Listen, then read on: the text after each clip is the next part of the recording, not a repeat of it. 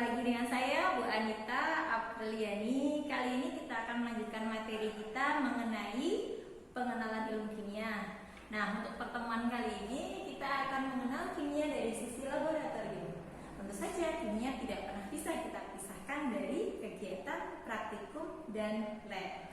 Nah, tujuan pembelajaran kita pada hari ini yaitu yang pertama, satu, mengenal alat-alat yang ada di laboratorium.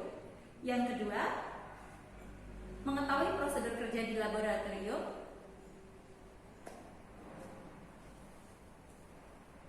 Mari kita simak pembahasan berikut ini.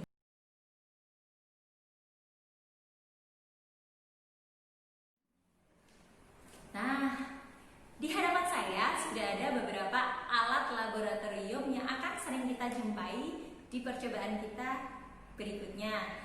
Untuk saat ini sangat disayangkan ya, kita belum bisa praktikum bersama di lab. Tapi jangan khawatir, mari kita doakan pandemi segera berakhir agar kita bisa melaksanakan praktikum bersama-sama.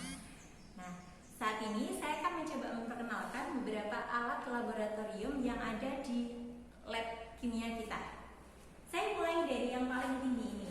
Nah, karena fungsinya sebagai penyangga, benda ini dinamakan sebagai statis. Ini adalah klem yang bertugas untuk mengikat atau menjaga posisi alat-alat yang akan digantung. Salah satu alat yang biasa digantung adalah buret. Buret ini seperti tabung disertai dengan volume ukur, kemudian dilengkapi dengan keran. Gunanya untuk percobaan titrasi. Jadi aliran keran ini digunakan untuk mengalirkan zat cair agar dia bisa keluar sesuai dengan volume yang terukur di sini. Bisa kita pasangkan di sini, jadi tidak perlu memegang. Kali ini tidak saya praktekkan dulu ya. Seperti ini, jadi dialirkan ke bawah sini. Di samping buret ini ada sikat yang ukurannya panjangnya hampir sama dengan buret. Ini adalah sikat buret.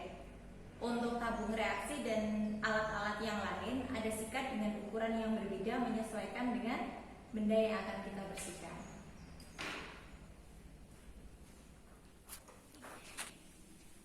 Ini tentu sahabat tidak asing.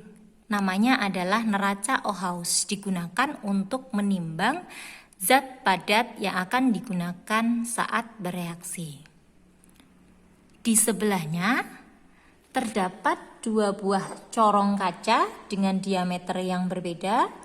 Untuk fungsinya corong, saya yakin sahabat sudah mengetahuinya, bukan? Nah, kita beralih ke yang agak depan. Yang berbentuk seperti U ini kita sebut sebagai pipa U. Biasanya digunakan untuk percobaan elektrolisis, tekanan osmosis maupun difusi. Kalau yang ini adalah dua benda yang hampir sama. Ini kita sebut sebagai cawan Petri dan yang ini adalah kaca arloji. Selain digunakan untuk proses kristalisasi dan pengemunan, ini bisa juga digunakan sebagai wadah untuk menimbang di neraca. Jadi kita bisa tempatkan zat padatnya di atas wadah itu, tapi sebelum menimbang kita timbang dulu cawan atau kaca arloji tadi. Yang seperti gelas ini namanya gelas kimia atau kita sering menyebutnya dengan istilah Becker glass. Ini adalah gelas kimia dengan berbagai ukuran. Ada 500, 250, 100, dan 50 mili. Meskipun gelas ukur ini memiliki skala ukur, tapi fungsinya tidak untuk mengukur volume larutan. Gelas kimia atau Becker glass hanya digunakan sebagai wadah saja.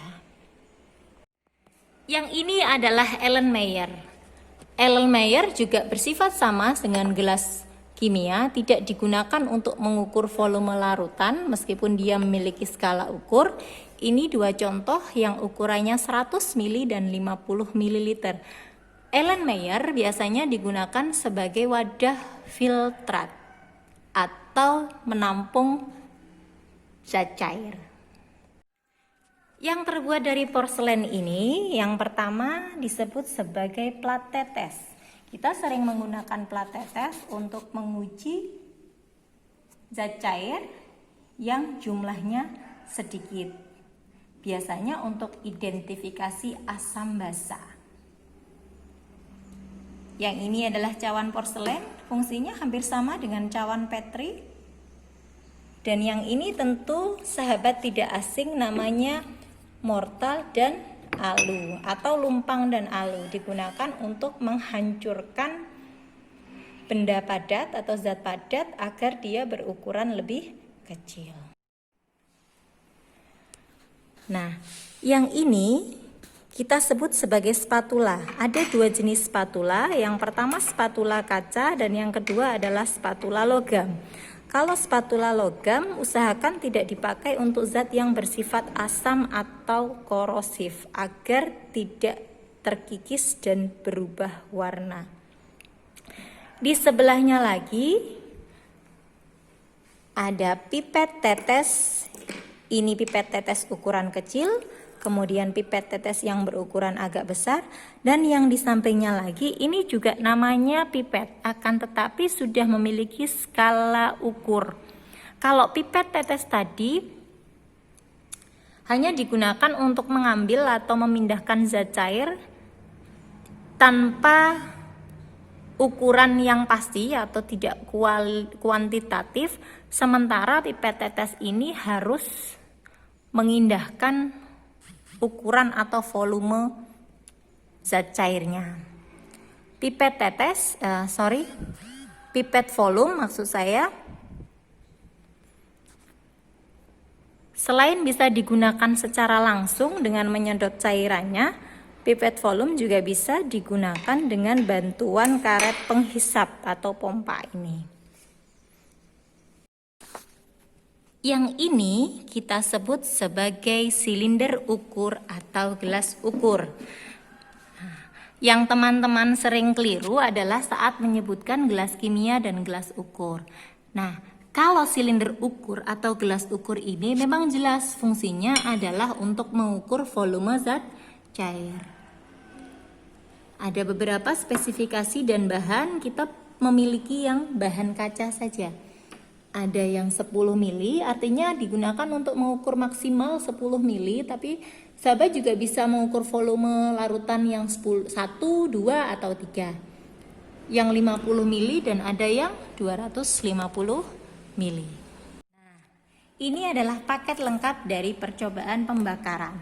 Di bawah ini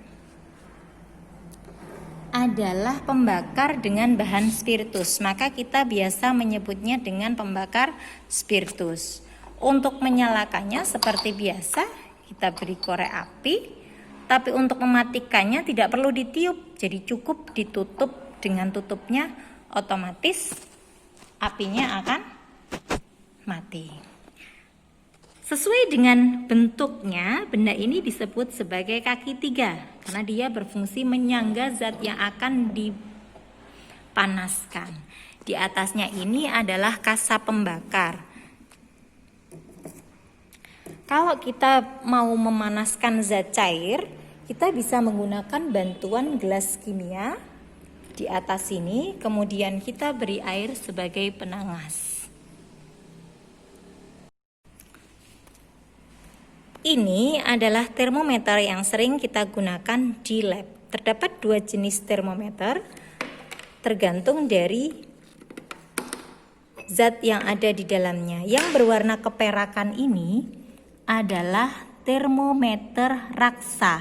Termometer raksa memiliki skala ukur lebih dari 200 derajat Celcius. Kalau yang saya pegang ini 250 derajat Celcius. Sesuai dengan prinsip pemuaian raksa. Yang di sebelahnya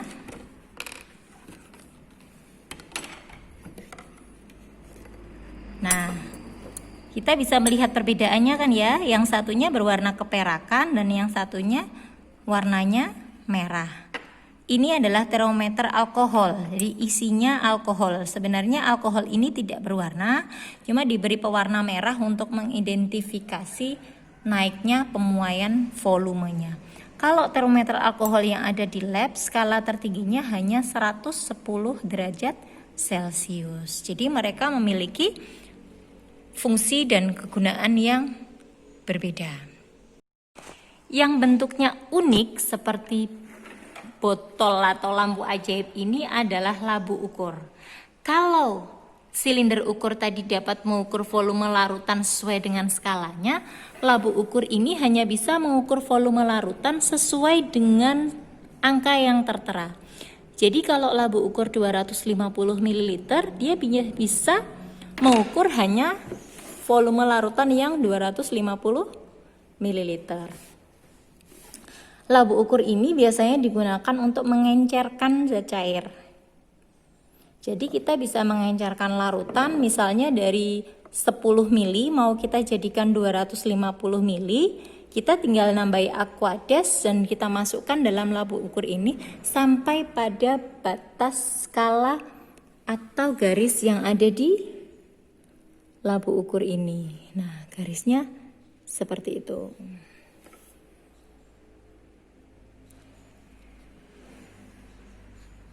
Ini adalah botol semprot,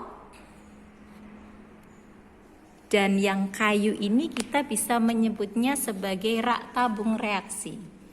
Di rak tabung reaksi gunanya untuk menempatkan tabung yang kita gunakan bereaksi. Nah, ini yang kita kenal sebagai tabung reaksi. Saat terisi boleh kita taruh seperti itu. Selepas kita cuci atau kita pakai, bisa kita telungkupkan seperti itu. Demikian pengenalan sederhana tentang